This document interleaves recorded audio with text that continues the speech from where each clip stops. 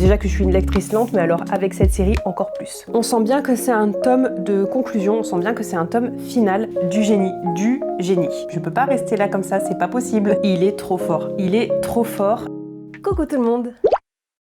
Et bienvenue sur cette nouvelle vidéo. Je vous retrouve aujourd'hui, comme je vous avais déjà un petit peu teasé il y a quelques jours, pour un weekly vlog, un vlog où je vais vous embarquer dans mon quotidien pour une semaine, 10 jours. Je pense qu'on va tabler sur 10 jours. Et attention, spoiler alerte, mon quotidien, il est pas très palpitant, mais ça va me permettre de vous parler de mes lectures un peu plus en détail, un peu plus en direct aussi. Et comme vous le savez déjà sûrement, sur le mois d'avril, je vais essayer d'avancer un maximum de mes lectures grâce au Serial Series Starter Challenge organisé par Elise de la chaîne A Book and a Cup. Je démarre ce vlog, on est mercredi 1er avril, et comme je viens de vous le dire, je pense qu'on va se suivre pour ce premier vlog sur une dizaine de jours.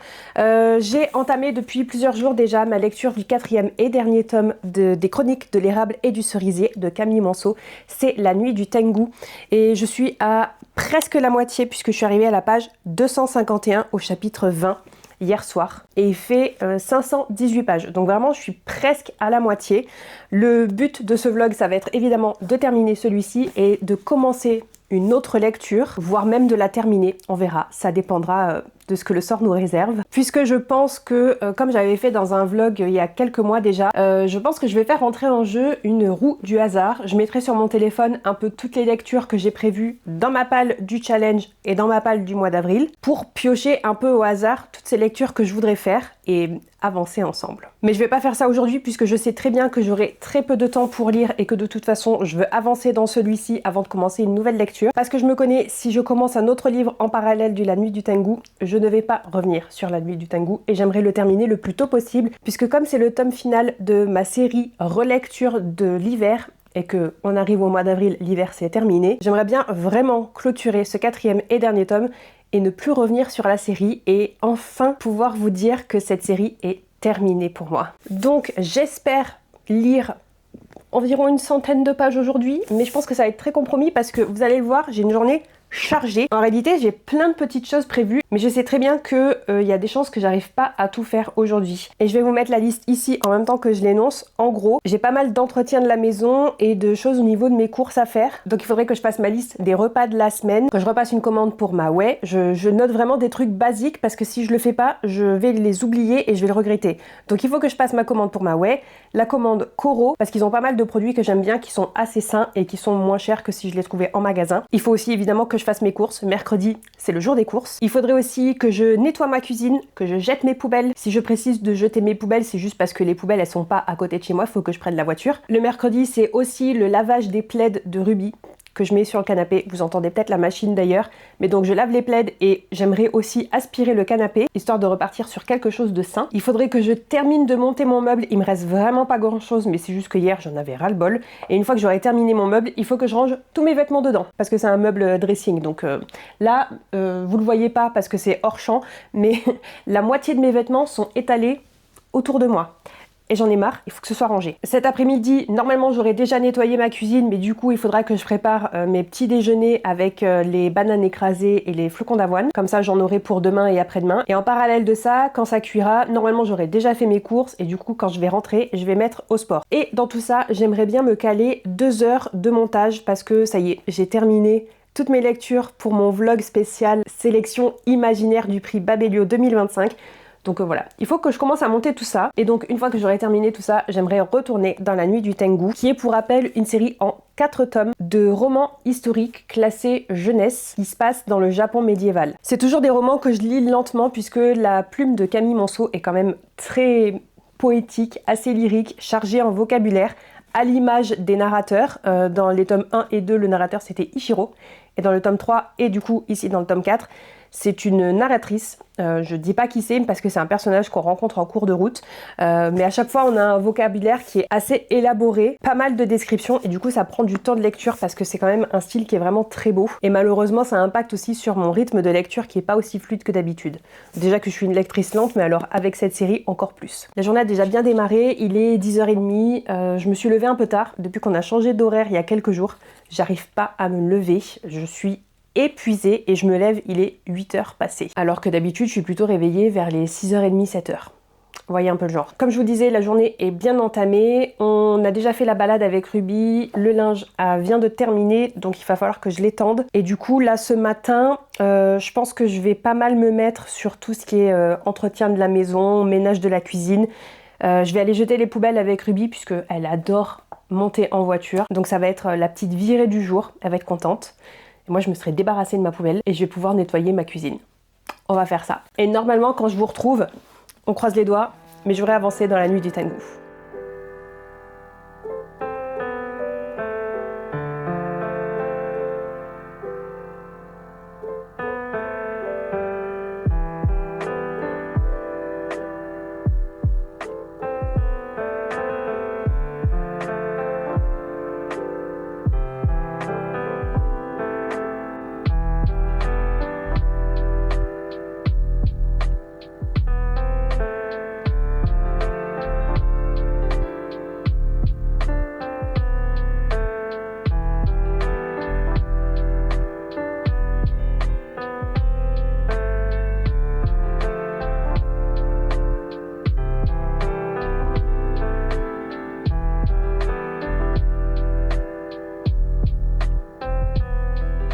Je vous retrouve le lendemain, on est vendredi 2, j'ai avancé dans ma lecture de la nuit du Tengu, on va s'en parler dans un instant. J'ai aussi pas mal avancé dans ma to-do list, mais j'ai pas pu faire tout ce que je voulais et j'ai reçu quelques livres, il faut que je vous montre un peu tout ça. Déjà on va revenir sur ma petite to-do list, sur tout ce que je vous ai listé hier, j'ai réussi à faire presque tout. Évidemment, j'ai pas réussi à faire les 2 heures de montage et franchement, je suis même pas étonnée. C'est pas grave, je vais essayer aujourd'hui. Et j'ai pas fini le montage de mon meuble et donc j'ai pas rangé mes vêtements. C'est toujours le bazar autour de moi. Mais autrement, tout le reste, c'est fait. Et en plus de ça, j'ai lu environ 70 pages de la nuit du Tengu parce que vers 18h, j'en ai eu marre. J'en ai eu marre de ma to-do list. J'ai eu envie de me poser et de lire. Donc c'est ce que j'ai fait. Et je suis arrivée hier soir à la page 320. J'ai un petit peu avancé ce matin, du coup là maintenant je suis à la page 355 et depuis hier soir et encore plus ce matin, je me dis que on sent bien que c'est un tome de conclusion, on sent bien que c'est un tome final parce qu'on revient énormément sur tous les endroits qu'on a visités depuis le tome 1.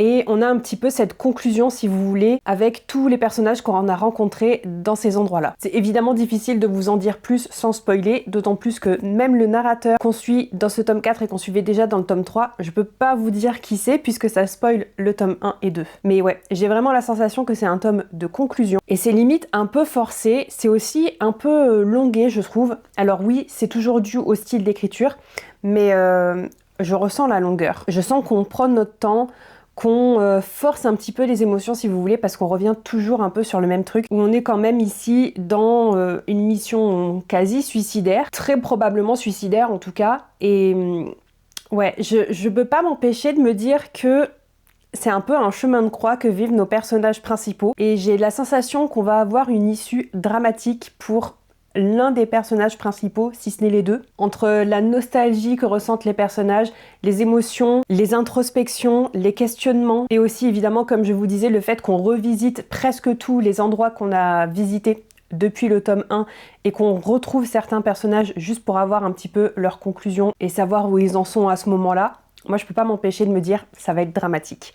Et évidemment, là où je suis arrivée ce matin, il y a eu un petit plot twist où on a déjà lancé cette fameuse mission suicidaire, on vient de la commencer et ça ne se passe pas comme prévu évidemment. Je voulais juste vous faire un point aujourd'hui avant de continuer ma lecture et on va voir ce que ça va donner. J'aimerais bien arriver, même dépasser la page 400 aujourd'hui, je suis à la page 355 donc ça va se faire et même idéalement avancer même sur la page 450. On sait jamais, ça peut se faire aussi. En tout cas, je suis quand même en bonne voie pour terminer ce 4e tome et donc terminer ma première série du mois d'avril, ce qui est plutôt cool. Et comme je vous le disais tout à l'heure, j'ai reçu un colis hier que j'attendais depuis longtemps. C'est de la part des éditions Léa. Je pense que je vous en ai déjà parlé sur la chaîne, mais je vous en ai surtout beaucoup parlé sur Instagram. Le premier tome de la nouvelle trilogie de John Gwynne est sorti le 19 mars. C'est Le Temps de la Terreur. C'est une nouvelle trilogie mais qui s'inscrit dans la continuité de la série en 4 tomes du livre des Terres Bannies dont j'ai acheté le tome 2 en version collector. Si vous vous souvenez, j'ai reçu le premier tome en version collector justement à Noël Et donc là, je me suis acheté le tome 2 puisque j'avais précommandé Le Temps de la Terreur en même temps. Donc j'avais profité de la précommande de celui-ci qui était ouverte depuis le 3 mars pour donc acheter Le Temps de la Terreur et continuer mes achats en édition collector du livre des Terres Bannies que j'adore. Et j'ai donc reçu hier le tome 2 après moult péripéties puisque comme j'avais précommandé normalement à partir du 19 j'aurais dû recevoir Le Temps de la Terreur et je l'ai reçu hier le 1er avril. Bah, c'est tout simplement parce que ma commande s'est perdue, évidemment. Attention, hein, c'est pas mon colis qui s'est perdu, c'est ma commande chez Léa qui s'était un petit peu paumée, qui s'était mélangée avec d'autres commandes et ils s'en sont rendus compte un peu tard. Et moi, au moment où j'ai un peu râlé en leur disant j'attends toujours ma préco, ils m'ont répondu en me prévenant que ça arrive. Ils s'étaient rendus compte de leur erreur déjà eux-mêmes avant que je les relance. Et du coup, c'est parti lundi, c'est arrivé mercredi, je suis trop contente. Donc évidemment, je pense que vous l'avez déjà compris, mais je vais rajouter dans la roue du hasard au moment où je vais la tourner Le Temps de la Terreur, parce que c'est impossible que je laisse John Gwynne de côté. Je fais déjà ça avec La Confrérie du Sang, c'est inadmissible. Donc on va pas commencer à mettre une autre série de mon auteur chouchou de côté. D'ailleurs, je l'avais précommandé, c'était aussi puisque j'avais la possibilité d'avoir un exemplaire signé de la part de l'auteur, donc je suis trop contente. Une nouvelle histoire, une nouvelle début de série dans l'univers des Terres Bannies, un tome signé et un collector que j'adore. Alors évidemment il est jaspé comme l'était le premier tome et la jaquette se retire pour découvrir un objet livre magnifique. Comme le premier tome, on avait la jaquette avec la carte des Terres Bannies et le livre est magnifique, avec l'une de mes couleurs préférées. J'adore. Ce vert forêt sombre, incroyable. Incroyable. Et là encore, en sous-impression, je ne sais pas si vous allez le voir avec la luminosité, mais on a une petite partie de la carte des Terres Bannies en dessous. J'adore. J'adore. Il est magnifique. Je pense qu'il est encore plus beau que le premier tome, qui était avec une couleur rouge sombre, qui me plaît beaucoup aussi, hein, mais ça là, c'est une de mes couleurs préférées. Je suis ravie. J'ai envie de relire Les Terres Bannies, vous n'imaginez même pas. Mais non, non, on va rester sage et on va avancer dans les séries que je n'ai pas encore terminées. Bon, et sinon, parlons productivité. Pour la petite pile à liste du jour, évidemment, je rajoute ce que j'ai pas fait hier, à savoir finir le montage de mon meuble et ranger mes vêtements. Ça devient vraiment prioritaire, j'en peux plus de ce bazar. Il faut que je filme et que je monte une vidéo, mais ça devrait pas me prendre énormément de temps non plus. Je vais avancer dans mon rangement, je vais avancer dans mon montage et surtout, je vais avancer dans la nuit du Tengu parce que ça commence à chauffer quand même.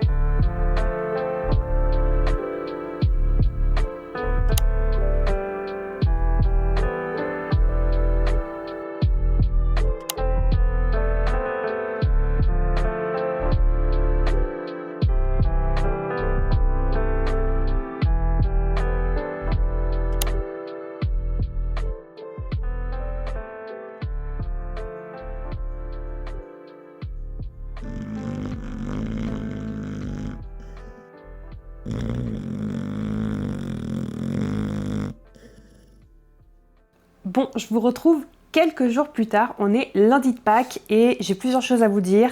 J'ai terminé une lecture, j'en ai commencé une autre, j'ai récupéré quelques bouquins à la librairie et j'ai pas mal avancé sur ma productivité. Je crois que la dernière fois que je vous ai retrouvé, c'était jeudi, j'avais une petite to-do list que j'ai en partie avancé. Et puis finalement, comme j'ai rajouté pas mal de choses sur vendredi, samedi, dimanche et que j'ai avancé au fur et à mesure, je me suis dit que j'allais vous faire un point en début de semaine. Et je suis plutôt contente parce que j'ai quand même fait pas mal de choses. Déjà, niveau montage, j'ai réussi à me booster, à me libérer du temps et j'ai terminé le montage du podcast qui doit sortir vers la fin du mois. Là, je suis justement en train de l'exporter pour pouvoir l'envoyer à Liv, qu'elle puisse vérifier et faire des corrections si jamais il y a besoin. Et ensuite, il sera entièrement prêt. J'ai aussi terminé de monter mon meuble, de ranger mes affaires. C'est tout propre, on n'en parle plus. J'ai aussi fait quelques petites semences parce que je voulais apporter un petit peu de couleur dans mes jardinières qui sont bien trop tristes. J'ai bien tenu toutes mes séances de sport aussi. Et hier, dimanche, le dimanche, c'est le jour de la randonnée. Et j'ai fait 15 km de marche, du coup, sur la matinée. Donc, je suis plutôt contente. Et vendredi après-midi, je suis passée à la médiathèque récupérer quelques livres qui étaient disponibles avant le gros week-end de Pâques où j'aurais pas pu y aller parce que c'était fermé. Donc j'ai récupéré On te retrouvera de Samantha Downing qui est la lecture du Music and Books Challenge du mois d'avril. Et j'avais mis aussi en demande de disponibilité le 3e tome du Tombeau scellé de Tamsin Muir et là ce sera Nona la 9e. Donc ces deux-là, je vais pouvoir les ajouter à ma roue du hasard quand je la ferai tourner. Je crois pas que ce sera le cas sur ce vlog. On verra comment ça avance. Tout simplement parce que... Alors, j'ai terminé La Nuit du Tengu. On va s'en parler dans quelques instants. Mais comme je l'ai terminé, j'ai démarré une autre lecture. Et vous allez être pas peu fiers de savoir que j'ai démarré le lendemain le 3e et dernier tome de L'Empire du Vampire de Jay Kristoff. J'ai démarré donc sur ma Kobo le tome 3, L'Empire de l'Aube, et je suis à 23%. Ça paraît rien comme ça, 23%, mais ça fait quand même presque 300 pages de lu, puisqu'il fait, pour rappel, 1160 pages. Donc quasi 300 pages de lu sur 2 jours, la journée de samedi et la journée de dimanche, sachant que dimanche, la moitié de la journée, je l'ai passée à marcher. Je suis vraiment fière de moi. Et en plus de ça, comme je vous disais, dans ce temps-là, j'ai aussi fait pas mal de montage. Donc normalement, aujourd'hui, je vais pouvoir avancer dans ma lecture et me booster. Mais donc, avant ça, il faut qu'on parle de La Nuit du Tengu. Et j'ai donc terminé ce 4e et dernier tome des Chroniques de l'érable et du cerisier vendredi soir. C'est ma première lecture terminée pour le mois d'avril. Je l'avais commencé fin mars, mais du coup, elle compte pour mes points du Serial Series Starter. J'ai gagné donc 5 points puisque j'ai terminé une série. Et je lui ai mis la note de 3,5 sur 5 parce que bon, je suis contente d'avoir terminé la série. Comme je vous disais précédemment, il y avait quand même beaucoup de nostalgie, de mélancolie de la part des personnages, mais aussi évidemment de la part de l'autrice. Ça se ressent à la lecture, puisqu'elle disait au revoir à des personnages et une série qu'elle écrivait depuis environ 8 ans. Donc ça se sent. Je vous avais aussi dit que je pressentais une issue dramatique pour certains des personnages. Alors sans vouloir trop spoiler, j'ai été déçue par la fin, parce qu'il n'y avait pas ce sens dramatique, mais les adieux font sens quand même. Donc on y retrouve une fin un peu trop happy ending à mon goût, mais bon, c'est mon goût personnel. Je crois que je suis un peu trop fan de destins tragiques, et c'est pas vraiment ce qu'on va retrouver ici, du moins pas pour la fin. Mais ça reste une fin satisfaisante quand même. Ceci dit, j'ai trouvé que c'était vraiment assez long. Alors, depuis le début, je vous dis que c'est une série qui est longue, qui est très contemplative, due au style d'écriture de l'autrice, et c'est encore le cas avec ce 4e tome. Mais je vous avoue que pour celui-ci, j'ai aussi ressenti des longueurs dans l'intrigue. Et ce qui m'a le plus gênée finalement, c'est qu'on passe énormément de temps sur des voyages, sur l'exploration des sentiments, et vraiment ce côté nostalgique qui ressort énormément. Par contre, les scènes d'action qui sont vraiment importantes dans l'intrigue, elles durent 2 ou 3 pages maxi et après, on revient plus dessus. Et je vous avoue que c'est quelque chose qui m'a presque perturbée à la lecture tant ça allait vite. Autrement, ça reste quand même une bonne lecture, une série de terminée. Et j'en ai profité pour mettre mon tracker Notion des séries à jour. Donc je suis contente. Début avril, première lecture terminée et première série de terminée, plus 5 points sur mon Serial Series Starter Challenge. Et donc, comme je vous le disais, le lendemain, j'ai commencé ma lecture de L'Empire de l'Aube. Je suis à 23%, très précisément 22,9%. J'ai lu un tout petit peu ce matin. Là, il est midi, mon repas est en train de chauffer, vous l'entendez peut-être, et cet après-midi, je vais continuer ma lecture de L'Empire de l'Aube. J'ai terminé la première partie et j'ai un tout petit peu commencé la deuxième partie. Moi, je veux juste continuer à lire parce que c'est toujours aussi bon, c'est toujours aussi addictif. Je suis ravie de retrouver l'univers, les personnages, l'intrigue. Le world building, j'adore ce world building. Pour rappel, ici, on est dans de la dark fantasy où on va suivre notre personnage principal qui s'appelle Gabriel de Léon, qui est un saint d'argent. Il est l'un des derniers saints d'argent. Un homme au sang mêlé qui est donc mi-humain, mi-vampire et qui voue son existence à combattre les forces du mal, donc les vampires ici, sous l'égide du Rédempteur, puisque dans ce monde-là, la religion a vraiment une importance. C'est un élément central du world building et de l'intrigue. Donc comme je vous le disais, on suit Gabriel de Léon qui, quand il était petit, il avait environ une dizaine d'années, le jour est mort. Le soleil est voilé depuis des dizaines d'années, ce qui a permis aux vampires de s'épanouir, d'étendre encore plus leur territoire, leur pouvoir et de vraiment avoir la main mise sur les royaumes, de régner en maître. Évidemment, l'ordre des Saints d'Argent continue à se battre et nous on va voir ça donc du point de vue de Gabriel qui, on va vite le comprendre, est un peu un anti-héros, un héros qu'on aime détester et adorer en même temps, un personnage moralement très gris, au langage fleuri et surtout un homme qui n'a plus rien à perdre. Et lorsqu'on le rencontre au début du tome 1, il est emprisonné par les vampires et il est interrogé par l'un des vampires. Il est obligé de livrer son histoire. Donc depuis le tome 1, on suit les aventures, l'histoire tragique de Gabriel et de ses royaumes au travers de cet interrogatoire qui est parfois ponctué d'un petit peu d'humour. Et au fil des tomes, on va comprendre que peut-être que la personne qui l'interroge ne crée pas l'histoire de Gabriel uniquement au travers du récit que celui-ci lui livre. Peut-être, il est fort possible qu'il interroge aussi d'autres personnes. C'est hyper addictif, hyper intéressant. Le world building est génial. C'est vraiment l'une des séries pépites, une des meilleures séries que j'ai jamais lues. Et surtout, une série qui m'a prise par surprise puisque j'avais découvert le premier tome, L'Empire du Vampire, au travers de la sélection du prix Babelio de 2024, si je me trompe pas, puisque c'était le tome 2 qui était dans la sélection. Et je m'étais dit, ok, je me lance, je découvre et je vois si déjà le tome 1 me plaît.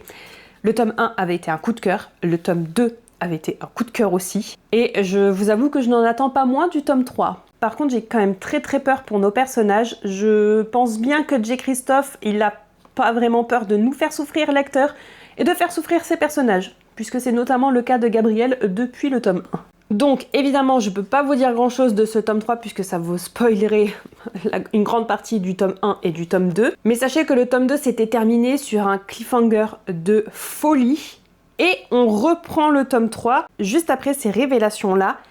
Mais comme on suit un autre point de vue que celui qui nous avait donné le cliffhanger, on n'y retourne pas tout de suite non plus. J. Christophe, il est vraiment fort pour construire son intrigue au travers de différentes temporalités et différents points de vue, et on n'est pas perdu, nous lecteurs. On sait tout de suite où on est, qui on suit. On accroche les wagons hyper facilement. C'est un vrai plaisir de lire ce tome 3. Je le dévore et j'ai profité hier soir qu'il y avait des reading sprints organisés par Elise de la chaîne A Book and a Cup pour justement son challenge Serial Series Starter pour continuer ma lecture. J'étais avec Ruby posée sur le canapé et j'ai lu pendant les 2 sprints qui duraient 45 minutes avant que Ruby me fasse un scandale pour aller continuer à vérifier la voiture à 23h. Là, elle est dans sa période chasse à la souris et notamment, elle ne lâche pas ma voiture. On en avait parlé à la fin de l'année et c'est toujours le cas. Je ne me suis toujours pas débarrassée des souris qui ont décidé de nicher dans le capot de ma voiture. Donc Ruby à la rescousse et Ruby prend son travail très au sérieux. Donc moi j'avance dans l'Empire de l'Aube, elle surveille la voiture et je pense que pour aujourd'hui le programme, hormis faire mon sport et faire un tout petit peu de ménage, ça va être de continuer ma lecture et d'avancer. J'aimerais idéalement atteindre les 30% aujourd'hui. Si je les dépasse, c'est encore mieux. Parce que même en lisant uniquement 10% par jour, ce qui paraît vraiment pas grand-chose, ça fait quand même plus de 100 pages. Et j'ai pas envie de laisser traîner cette lecture. J'ai pas envie qu'elle dure dans le temps. Et j'ai pas envie de laisser traîner cette lecture puisque je veux quand même que le vlog reste intéressant. Je veux faire tourner ma roue du hasard, mais pas tant que j'aurais pas terminé l'Empire de l'Aube. C'est déjà une lecture qui va être très longue. Je vous avais dit que Makobo me proposait entre 19h et 24h de lecture. Quand j'ai démarré le tome, elle s'est mise à jour par rapport à ma vitesse de lecture et elle m'a proposé 37 heures. Donc là, je suis à 23% de lecture et il me reste encore 24 heures. C'est littéralement ce qui est affiché sur ma Kobo. Donc voilà, autant vous dire que ça va me prendre encore des heures et des heures et des jours, mais c'est un vrai plaisir. Je vais continuer. Je vais continuer là d'ailleurs cet après-midi. Là, je vais manger et ensuite, je retrouve Gabrielle de Léon et je savoure.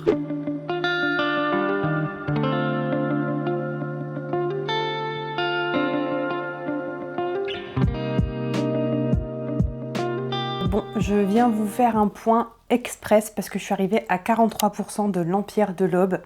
J'ai démarré ce matin ma lecture, j'étais à 40%, donc là j'ai lu que 3%, mais ça a été plusieurs chapitres complètement épiques. On était en plein cœur d'une bataille, il s'est passé plein de choses, j'ai pleuré, je sais pas si ça se voit, mais j'ai pas mal pleuré. On a eu une révélation de folie. En fait, je regrette qu'une chose, c'est de ne pas avoir filmé la lecture de ces chapitres-là parce que vraiment, c'était incroyable. De la masterclass d'écriture de bataille, de guerre, de révélations qu'on voit pas venir. On comprend quand même certaines choses par rapport à la prophétie qui a été faite depuis le début. Du génie. Et j'avais prévu de lire juste 1 heure ce matin, puis de continuer un peu du montage, du travail, des choses que j'ai à faire à côté. Je peux pas. Là, je vais arrêter ce clip, je vais retourner à l'Empire de l'Aube et je vais continuer de lire parce que je peux pas rester là comme ça, c'est pas possible. Voilà, c'est tout. J'ai rien de plus à dire. Évidemment, je peux pas vous dire l'avancée de l'intrigue parce que tome 3, tome final, mais c'est toujours aussi bon, toujours aussi qualitatif, toujours aussi énormément d'émotions avec ces chapitres, que ce soit des larmes, des frissons, du choc quant aux révélations. Bref, une pépite.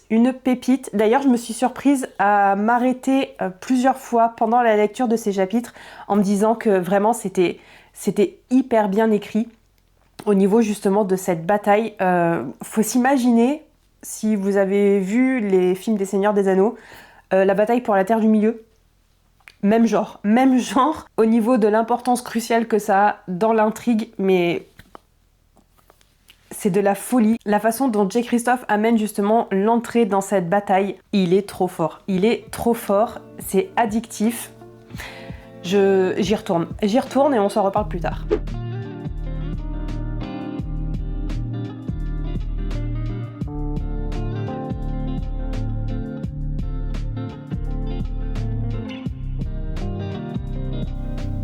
Oh! Oh non!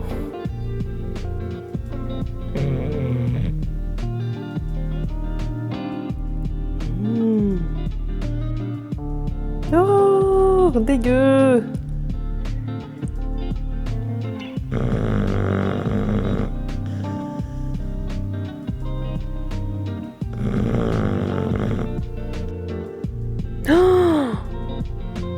Oh non!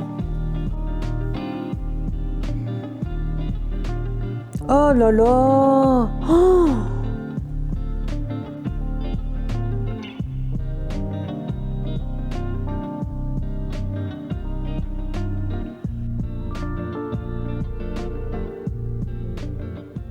Bon, je vous retrouve, on est dimanche 12 avril. Finalement, ce vlog aura duré presque 2 semaines, mais je suis arrivée aux presque 3/4 de l'Empire de l'Aube. Je suis précisément à 74%. Et la dernière fois que je vous en ai parlé, c'était mercredi, j'étais à 43% si je me souviens bien. Il s'est passé plein de choses encore depuis, mais j'avais pas forcément besoin non plus de venir vous faire un petit update. Là, je viens vous en parler parce que je vais clôturer ce vlog et je vais en rouvrir un tout de suite après pour justement continuer ma lecture de l'Empire de l'Aube. Et donc, j'aurai terminé cette lecture sur le prochain vlog qui sortira la semaine prochaine. Bref, en ce moment, donc, je suis à 74%. J'avais avancé encore un petit peu sur la journée de mercredi. Je crois que j'avais atteint les 50% sur mercredi soir. Jeudi et vendredi, j'ai très peu avancé parce que je m'étais surtout consacrée au montage du vlog Babelio Imaginaire qui est sorti il y a quelques jours. Donc, j'étais vraiment à fond là-dessus et j'ai très peu lu. Donc finalement, j'ai même pas lu mes 10% quotidiens que je me fixais pour avancer quand même un minimum dans ma lecture. Mais c'est pas grave, je suis ok avec ça. Je prends toujours un plaisir de folie à lire. Et samedi, donc la journée d'hier, j'ai avancé, j'ai pas forcément rattrapé mon retard parce que je suis censée être à 90% aujourd'hui.